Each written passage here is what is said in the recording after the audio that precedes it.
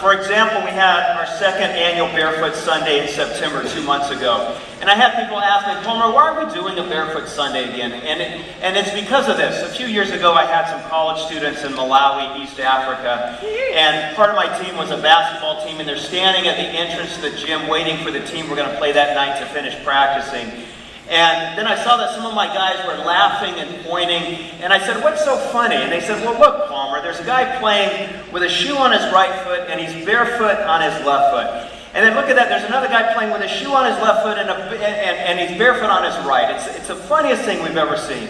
And so then they turned to my brother Paul, who still lives in Africa, and they said, well, why are those guys playing with one shoe on and one shoe off? And he said, well, what happened, guys, is that one of the guys showed up without any shoes. He was barefoot. And so his buddy didn't want him to be embarrassed when you, the Americans, came. And so he took off one of his shoes. So at least he would have one shoe on when you got here.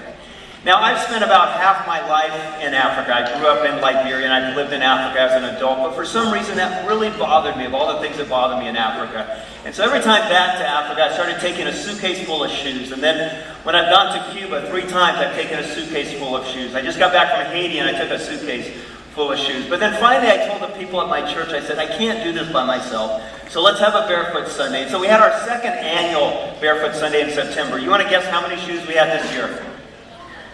We had 2,000 the first year. Someone right here, 4,000 the second year. That was right. And it was incredible. We can applaud that. It's encouraging. And can I tell you why one of the reasons why we had 4,000 pairs of shoes? Because one young lady, for example, sent me an email and she said, Palmer, I cleaned out my closet. I'm bringing every pair of shoes that I own, but I have to tell you, there were 80 pairs of shoes. Holy Nine West sale. That's a lot of shoes.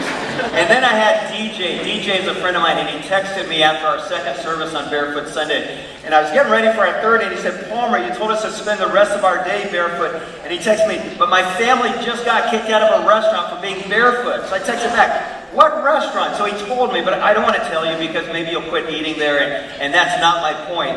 But when you think of all the restaurants out there, when you think Denny's would let you eat barefoot? Stinking Denny's, kick them out. Now, here's the thing though.